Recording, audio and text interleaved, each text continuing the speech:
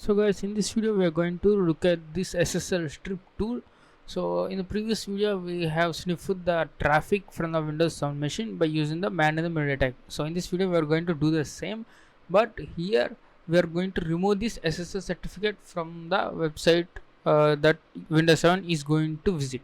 Let's say facebook.com. So obviously you cannot sniff the encrypted traffic. You can sniff, but it won't be any meaningful to you. So what we're going to do is, after Windows 7 sending the HTTP request packet to us, then we will use this SSL strip tool to strip off this SSL certificate, and we will send only the HTTP request to the web server, that is facebook.com.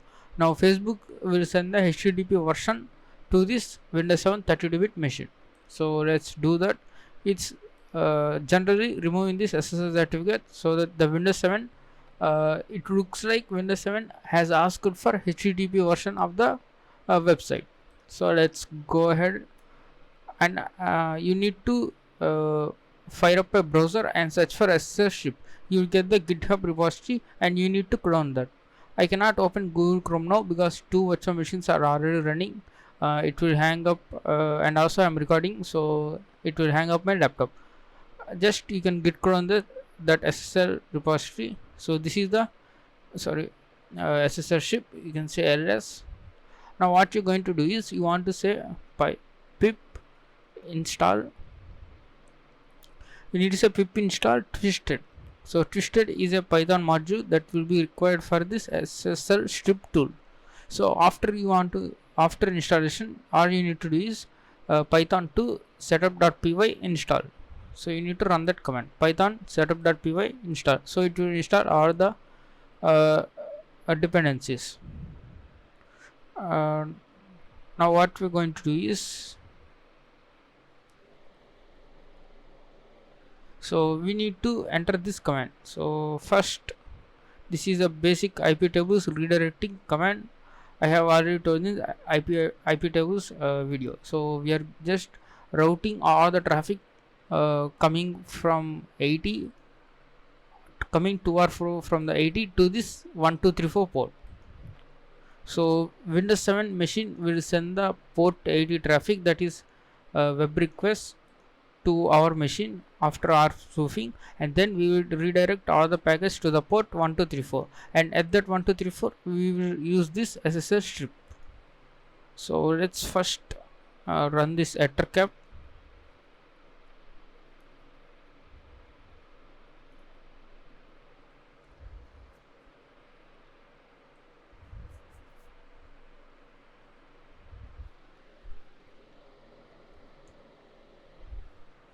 So accept this, and let's find out the IP address. You can also do the nmap scan also.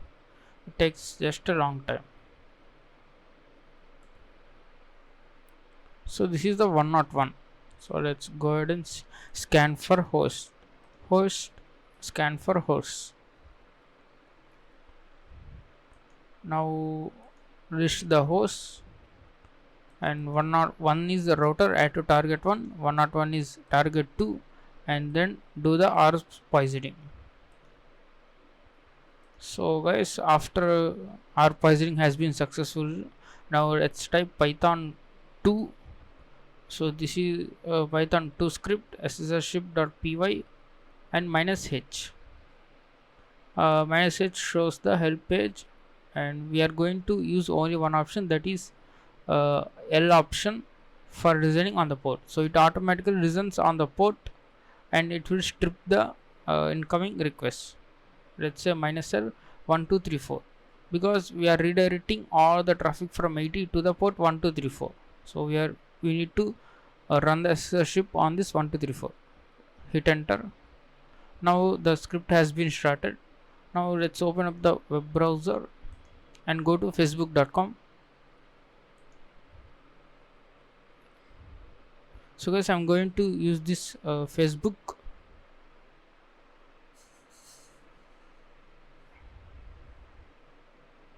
So let's say Facebook, and only Facebook. So let's click on this Facebook, and you guys can see there is no certificate. You can see http traffic m.http facebook.com. You can see the only plain text protocol http. Now let's say temp.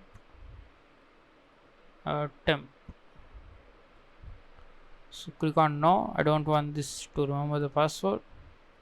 So you guys can see there is a problem with this request, because there will be modern websites, almost all the websites uses this HSTS flag, that is HTTP strict transport security. That means the request only in the form of HTTPS will be accepted. Like post request, we are posting any data, the server will only accept the HTTPS form, so we are sending as a HTTP.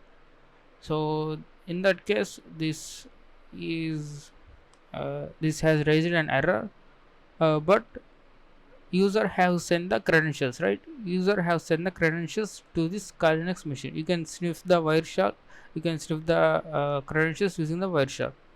So but in normal real world scenarios, most of the websites have this HSTS flag. So it's a just if the domain contains a local web server without SSL certificate, then you can sniff the traffic using this SSL strip. So that's all for this video. SSL strip, you can use this in the domains, but most of the modern websites you can just get the credentials from the user. So obviously the user will think that it is a normal facebook.com page, and he will give the correct credentials regardless of this error page. What user can see is there is a problem with this request. So user thinks that this is the problem from the Facebook server side. Obviously we get the request. In that request we can search for the credentials.